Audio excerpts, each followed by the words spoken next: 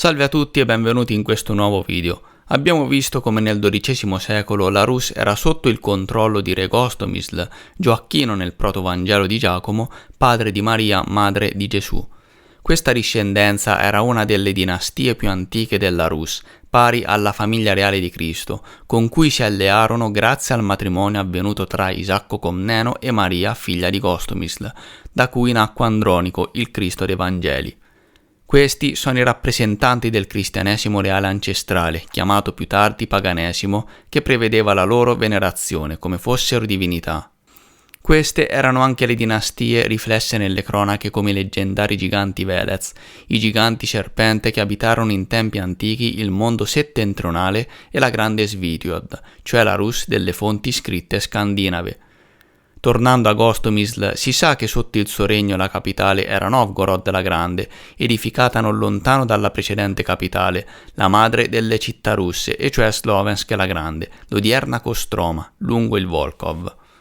Quello che emerge però dalla nuova cronologia è che l'antica capitale della Rus al tempo di Cristo e quindi anche di Gostomil nel XII secolo era la città di Galić Kostroma, situata sul lago Galić a circa 100 km da Kostroma.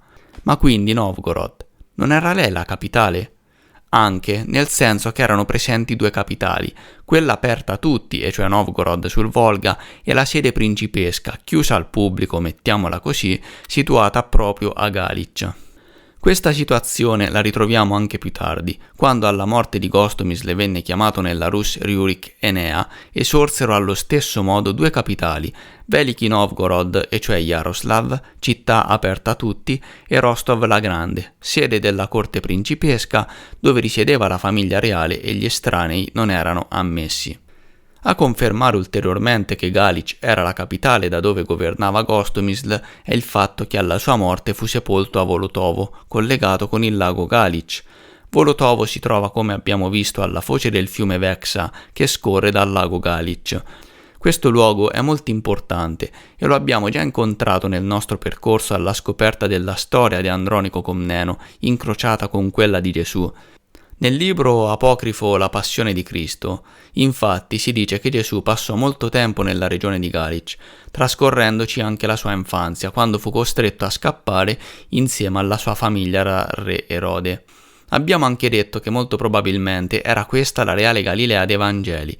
Se Gesù Cristo è il riflesso antico di Andronico Comneno, imperatore bizantino del XII secolo, viene da sé che dovrebbero esserci dei riferimenti riguardo il soggiornare di Andronico nella Galizia, a Galić e quindi in Galilea. E ci sono e come questi riferimenti. Lo storico russo Karamzin infatti riporta: Andronico, secondo le nostre cronache, arrivò a Jaroslav di Galizia nel 1165, e nello stesso anno ritornò a Costantinopoli, in realtà come sappiamo ormai Ioros sulla sponda orientale del Bosforo. I cronisti bizantini dicono che egli si affidava più ai russi che ai greci, e in effetti la cronaca della resurrezione scrive al riguardo in questo modo. Il fratello del re, Ciro Andronico, lo zar Andronico, venne correndo da Zagorod a Jaroslav, a Galić, e Jaroslav lo accolse con grande amore e gli darà diverse città. Poi il re gli mandò 2 metropoliti, chiamando Jaroslav e liberandolo con grande onore, assegnandogli il vescovo Cosma e i suoi uomini, e così lo scortò.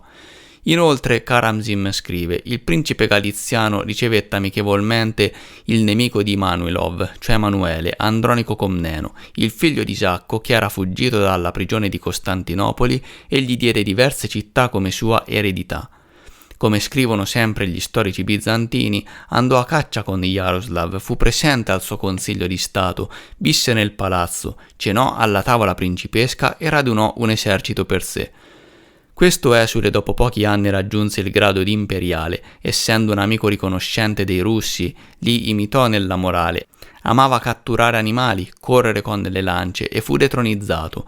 Volle andare una seconda volta nella nostra patria, ma fu catturato e torturato a Costantinopoli. Il cronista bizantino Niceta Coniata riferisce che immagini di caccia russe erano dipinte sulle pareti della camera reale che fu eretta dall'imperatore Andronico Cristo a Zargrad. Coniata scrive: allo stesso tempo anche Andronico tornò in patria, essendo scappato di nuovo dalla prigione e vivendo a Galizia. una delle toparchie presenti a Russi, che sono anche chiamati Sciti iperbori, cioè gli Sciti settentrionali. Lo zar Manuele era molto preoccupato per la fuga di Andronico in Rus, poiché c'erano già voci secondo cui stava radunando una grande cavalleria scita con dell'intenzione di invadere i confini romani. Giles Fletcher, l'autore inglese del saggio On the Russian State, chiama la regione di Kostroma nel XVI secolo Galitskaya e scrive che era una delle 16 regioni native nel titolo dello zar di Mosca. Fino al XVII secolo la zona intorno a Galic e Kostroma portava il vecchio nome Galitskaya e non Galitskaya, che è ben diverso. Galitskaya infatti significa proprio Galizia.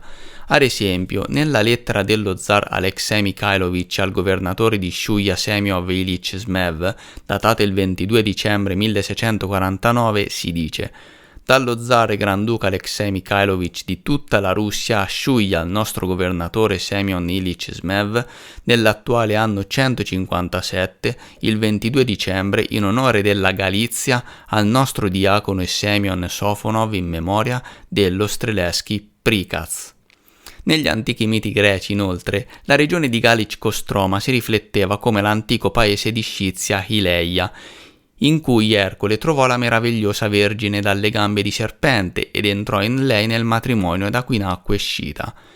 In chiave nuova cronologia questa storia ci parla di Isacco Comneno, Ercole in questo caso, che sposa Maria, la Vergine con le gambe di serpente, che darà alla luce Cristo, in questo senso Scita. Qui vediamo come la storia narrata nel Protovangelo di Giacomo, dove si narra del matrimonio tra Giuseppe e Maria, si riflette con delle leggende secondo cui un principe salvò una principessa da un drago o un serpente prendendola in sposa. Questa storia si riflesse anche nella leggenda di San Giorgio che uccise il drago salvando la principessa con cui poi si sposò. Questa leggenda origina dalla storia di Isacco Comneno che sposò Maria, la figlia di Gostomisl, dopo aver vinto il duello con un orso, il drago delle leggende, usanza molto diffusa in tutta la Rus.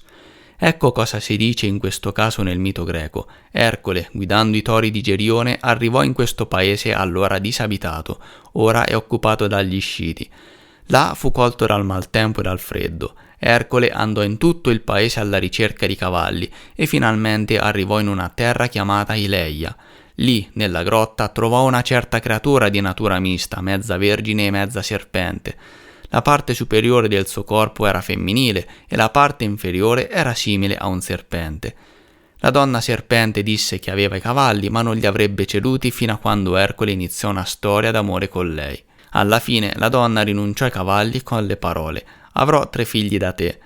La madre diede loro dei nomi: Agatirs, l'altro Gelon e il più giovane Scita, da cui discesero tutti i re Sciti. Secondo la nuova cronologia stiamo parlando della nascita di Cristo, un membro della Santissima Trinità, che qui viene chiamato Scita. Per quanto riguarda gli altri 2 nomi, molto probabilmente si riferiscono anch'essi a Cristo o sono nati da confusione. Pertanto Agatirs deriva probabilmente dall'arabo FRS, farasin, cavallo, cavalla, destriero. Il mito parla dei cavalli di Ercole, quindi la parola cavallo potrebbe essersi trasformata per errore nel nome Agatirs. Tuttavia è possibile che qui suoni il nome generico dell'imperatore Andronico, cioè Comnin, che in slavo porta il significato di cavaliere, dallo slavo komon, cavallo. Per quanto riguarda il nome Gelon, molto probabilmente deriva dal nome stesso della città di Galic, Galivon. Questo è il modo in cui i suoi abitanti chiamavano Galic. In un'altra presentazione dello stesso mito è presente il motivo dell'Immacolata Concezione. È stato riferito che Ercole baciò e abbracciò 3 volte la fanciulla miracolosa solo con riluttanza e lei rimase immediatamente incinta. E secondo altre notizie non era affatto Ercole ma Zeus il padre dei suoi figli. Ercole, viaggiando attraverso la Scizia, arrivò in una zona boscosa chiamata Eleia, dove una strana creatura metà vergine e metà serpente gli gridò da una grotta che aveva le sue cavalle e che era pronta a rinunciarvi se Ercole avesse accettato di farlo diventare suo marito. Ercole accettò con riluttanza e la baciò 3 volte. Dopodiché la fanciulla dalla coda di serpente lo abbracciò appassionatamente e quando si liberò di nuovo dal suo abbraccio gli chiese: «Che cosa dovrei fare con i 3 figli che già porto nel mio grembo?» Altri dicono proprio che non fu Ercole ma Zeus ad entrare in relazione con la fanciulla dalla coda di serpente. Secondo la ricostruzione in chiave nuova cronologia, come accennato prima, il mito di Ercole e della sirena riflette i ricordi del matrimonio russo di Horus, Giorgio, Ares, Isacco, Giuseppe e Maria Vergine avvenuto alla metà del XII secolo d.C. a Galić sul Volga, in Rus, e su Cristo la Trinità, nato da questo matrimonio. Inoltre, il mito racconta che da uno dei 3 fratelli, i figli di Ercole e della Vergine dalle gambe di serpente, discese la dinastia reale degli Sciti. Stiamo parlando della famiglia reale dei sovrani divini del grande impero medievale russo dell'era del cristianesimo reale tribale dei secoli XIII-XIV.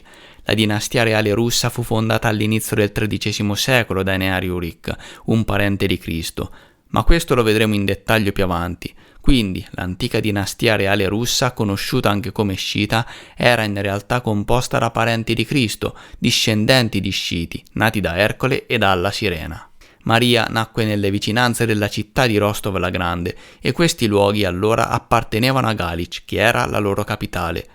È in questa regione, quindi, in questa Galilea, che Gesù Cristo, Andronico Comneno, trascorse la sua infanzia e soggiornò a più riprese anche prima di diventare imperatore e dopo, quando era solito trascorrervi dei lunghi periodi. Oggi questa regione non riveste più un ruolo importante, ma nel XII secolo era il principale centro della cultura e della civiltà. Questa era la famosa Atene delle cronache, ed infatti fino al XX secolo si parlava ancora la lingua nativa del luogo, l'ateniese, e lo vedremo meglio nel prossimo episodio. Per ora, grazie per aver guardato questo video. Lascia un mi piace per aiutare il canale a crescere, commenta e iscriviti se non lo hai ancora fatto, azionando la campanella per non perderti i futuri video e rimanere così sempre aggiornato. Grazie ancora e a presto.